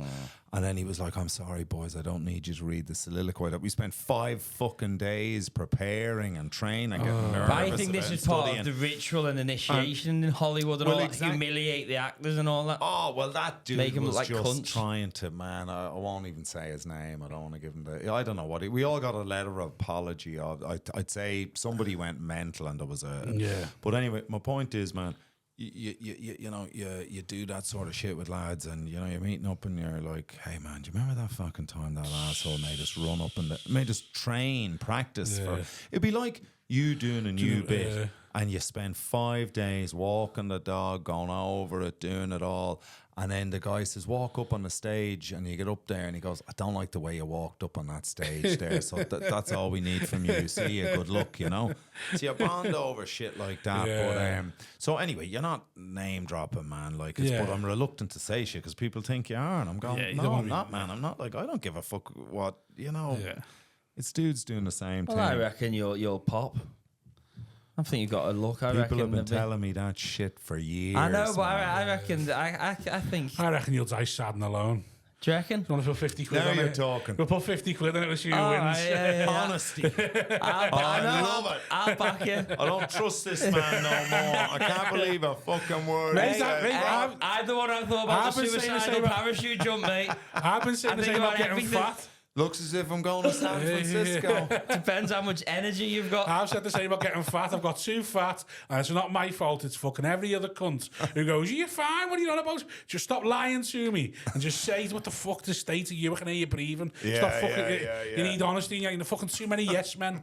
There's too many yes men in this world. You need people to fucking pull you aside and go, the fucking state of you." But man, the acting game is brutal. So even I went up for a part in this show called The Dry, which is brilliant TV show. It's really very funny and dark and all that. And it's playing everywhere. It's on in Australia. It's all that. So I'm in Australia working. I'm on the road, and this Aussie comic, Greg Sullivan, per bastard, man, because I got the audition through, and I was like, Greg, you got to help me, man, because it's just you and me, so you got to shoot this for me. And the part was brilliant, like so funny. So one of those real wankers. So the lead sister breaks up with her long-term childhood boyfriend, and she's out there playing the game, and she meets this wanker who's, you know, one of those guys, you can come over and we can fuck, but then you got to go of an early. You can't stay here. You know, he's one of these arseholes, right? Man, the lines were brilliant, like really, really funny. And Greg shot it for me, sent it off, and they loved it, but they went, you're too fucking old. They went, this dude, you know, when he's younger, is just, you know, a bit of a cad. It's kind of funny, he's a dick, but at your age, he's just a fucking prick.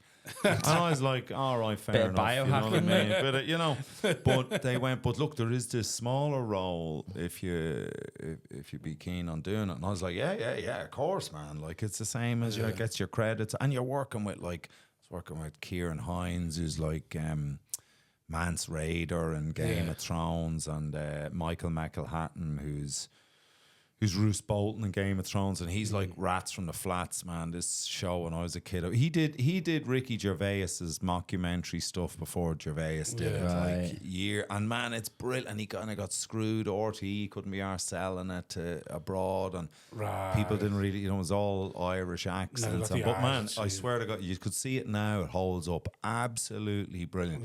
So I'm a massive fan of these boys. You know, I'm not like fucking sucking their dick. You know, same way with stand-up, you meet like. You know, I did the store with Eddie Izzard. I love him, but I wasn't going, oh man, I love your stuff. I was just like, how do you want me to bring you on? You know what I mean? Your dude's working. So it like I wanted to do the day, but so I've one scene in it, but they, well, for whatever reason, man, they've used it to promote it.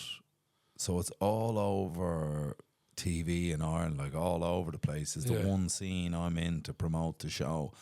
And everybody's ringing me, saw you in the trial. When are you in the next episode? That's it. That's all I'm in it. You know what I mean? And I'm so embarrassed because it looks as if from the way they're plugging it. You have a big part. It's of a big part. And all, like, people are in. This is why I hate social media. People are like, oh, I don't know, man. Lean into it and say, I should see me in episode 6. Should see me in episode 6, and then you're not in it, and then they'll be like, where were you? Like, I was just joking. Like, fuck all of you. Do you know what I mean? I did that Channel 5 thing, didn't I? Yeah. I was blagging. I was in this fucking Brits by the Sea thing that I was going to have this major part in it. About 6 seconds. Not even that, about 2 seconds in it. But everyone was like, are you actually in this? Because it's shit. And then I was like, yeah, I've got a massive 50 minutes in. I've got a massive part coming up. And I was thinking, well, fuck all of you. Shite in it. Yeah. Right, John, where can we find you? What is your socials that you don't post on? So that you're going to start posting on? The Instagram is the Twitter, which I'll never ever do, is this is John Lynn. Yeah. The Instagram is this is not John Lynn, because some arsehole pushed me out of it and said you need to send me £500 to get your thing back. Yeah. Really? And I was like, fuck you, man. So I just changed it to this is not John Lynn, but it is me. Right. You got hacked, did you? And then I don't know what the Facebook is. John Lynn. You'll be posting clips on there, on Instagram. Man, I'm going to be posting on the Instagram. Be sure to share them. Like, that's what I've been doing here. TikTok the as well. The stores, the Dlees, and I'm building them all up. You need a TikTok hot as well. water tonight, backyard, and then where's the one in Perth? So once I've all of that, I'm going to start putting it out. And then if it flies, you never have to come here again. Boys, never see us even again. if it flies, this would be the first place Yeah. I'd be. Because when you fall and you all come off, that's it. Yeah, that's it. Yeah. You gotta. We'll be here. There's just no, once you bang, there's enough AI out there that what we filmed today, we can make you look a cunt no matter what. Man, we'll put I would words in your expect mouth. nothing I expected this shit from him. Deep fake. Oh, That's what we'll do, good, John. man. You boys We'll wouldn't have the deep fake the patience to N-word. do that shit. We could deep fake anything on this pod. Patience. I'll go bankrupt to pay for 3 seconds of deep fake just to fuck your career. Say, how much is it? 3 seconds for 40 grand? Do it. Two boys who've decided that an A4 sheet of paper with the fucking title written out by a 3-year-old ain't gonna have the time or effort to deep fake me. Don't underestimate it. That's what we're saving. Petty mysterious ways. Right, thanks very much. Shout out to the Patreon. Ta-da. Ta-da. Thanks, guys. Thanks for having me. Good luck.